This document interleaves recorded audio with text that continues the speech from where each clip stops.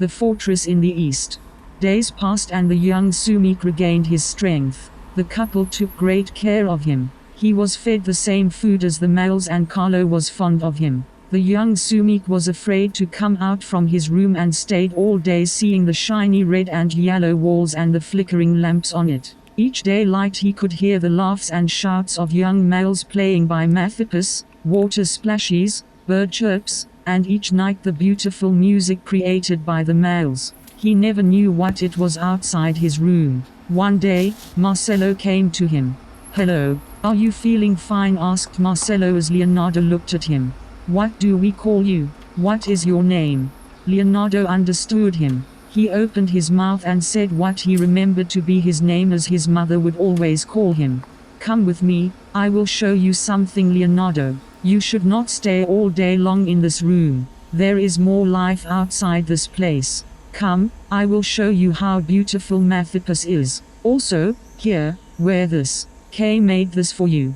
Leonardo looked at his adopted father with Carlo beside him. He looked at the dress Kay made for him. A pullover made out of deerskin in the arms and a vest made out of large fish scales. It fitted him. Carlo gave a smile and he smiled back. Marcello held onto the hands of Leonardo that was almost as big as his. He led Leonardo to a long pathway passing through the high-ceiling living room with no windows but well lit by lamps on the side. They turned left after passing through a door and before him were wooden stairs going up. Males lived in the banks of the river and their houses were a quarter submerged into Mathipus. There were two entrances. One, on a hidden wooden door with the same color as the rocks leading to dry land. The other, at a door submerged in the lake. An unfamiliar stranger or creature would be mistaken that the lake was uninhabited, for the houses of the males were just like protruding rocks on its banks.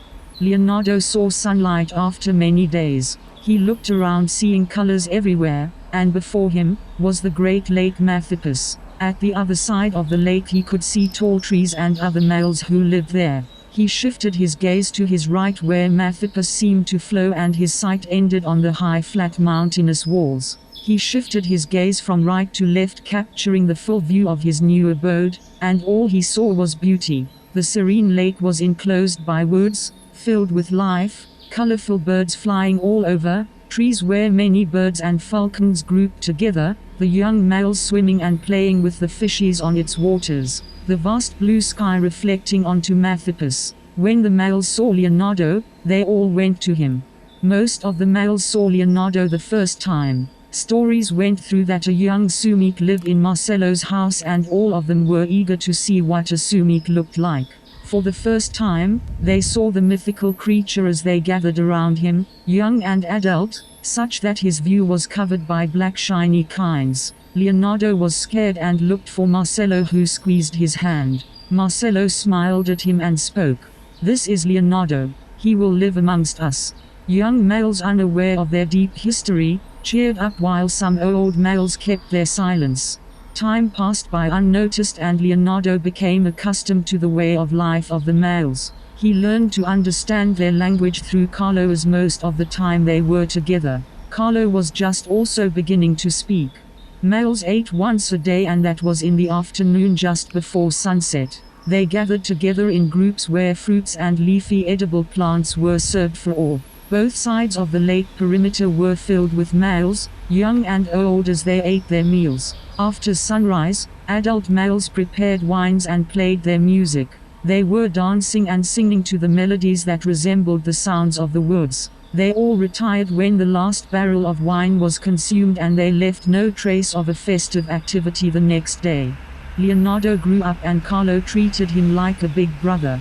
Kadio and Sidak, friends of Carlo, taught him how to swim. At first, he was scared of the waters. However, Carlo and the males were good teachers, as each time he was going to sink, the young males were there to raise him up until he learned to float by himself. He learned to move in the waters using his strong limbs, and he learned to dive and move swiftly, though not as fast as the males and not as long as them, in staying submerged in the waters. Leonardo liked much the woods than the lake, and each time he and Carlo and his friends would walk into the woods, he was excited to see its varied colors, the animal life and the attractive insects that abound inside.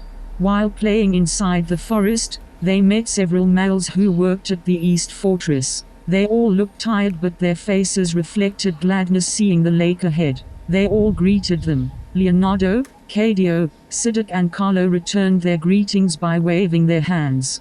"Carlo, where have they been?" asked Leonardo. "At the fortress. They were the chosen ones who can be there." "How far is the fortress from here?" "It is some days' walk. It is a dangerous travel, for you will pass by the rainforest, cross a wide river, and climb the hills before you can reach it. However, if you don't know the way, you can get lost. That is the worst part, because in some parts of the rainforest wander some wild beasts and Sish, a huge anaconda that can swallow a large bear," replied Sidak. "Can we go there?" "Yes and no. Yes, if the elders will allow you. No, because it is forbidden for anyone to even cross the rainforest except if you will work at the fortress." "We've been there. We have seen the fortress." "You did? The elders allowed you?" Carlo surprisingly asked. "Ah, it was just an accident. Kadio and I were following a deer and we got lost. We didn't even know that we were already inside the rainforest. We tried to find our way back but instead landed on the river. We saw a bridge crossing the river and—" "Shut up. You and your big mouth can get us into trouble." Kadio's remarks made Sidak silent. Then, he looked at Leonardo and Carlo. "You will not tell the elders, right?" The words of Kadio made Sidak realized what he just revealed to Leonardo and Carlo. "Ah, oh no, Carlo, don't tell the elders or my father. If my father knows about it, I will be in big trouble," Sidak exclaimed. "You should have thought of that before you opened your big mouth." Carlo and Leonardo were smiling watching the two. "Come on, you two. What do you think of us? We're no Malservius. Of course that is our secret. We are all friends, aren't we? But next time when both of you will go that far again, let us know. We will come with you." Carlo smilingly replied, but Kadio was quiet and his face was serious. He spoke. "I will never go there again. It was just the taste of adventure that we crossed the bridge to see what the fortress looks like. Sidak and I were just lucky, and yes, stupid. We saw males cutting some trees and gathered logs on a pathway leading out to the woods. We crept and followed them until we saw where they brought the logs. They were repairing a high wall, the fortress. The guards saw us. We ran and went back inside the woods. We were able to hide from them inside a dead tree. The guards, about 10 of them, have drawn swords as if they will kill us then. They looked very angry and we were so scared. We didn't know if we will show ourselves and if they would be kind to us. But, I doubted. They seemed they would kill us." "Yes, and they looked different from the Malservius at the Lakeed. They looked like wild animals and they really wanted to find us, as they stayed for a very long time searching. But we were good, you know. They did not find us," Sidak smilingly interrupted. Kadio stared at him and continued his story. "We stayed inside a fallen tree until it was dark. It was the right choice because when we awakened the next morning the guards were still looking for us. They were just hiding, waiting for us to come out. We heard one of them said that we probably have fallen victims to Sish, who was shedding skin at the bank of the river near the bridge. It was chilling to know that they were hunting for us and there was this big serpent waiting at the other side of the river." "So, how were you able to go back?"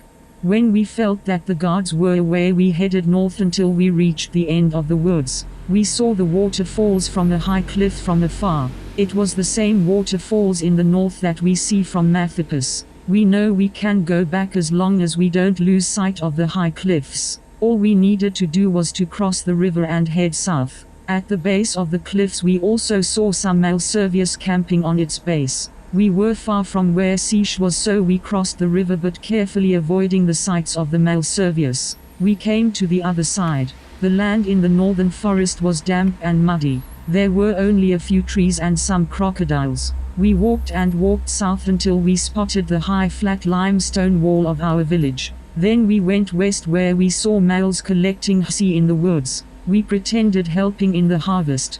So, that's the reason why your fathers were asking us where you were a few days ago. We thought you were just in the forest harvesting hsi. That's the same thing we said to them. We helped in the harvest," Sidak smilingly replied. Those who harvested hsi stayed at least 3 days in the forest. Harvesting hsi was not an easy task, requiring great skills in identifying the right leaves to pluck.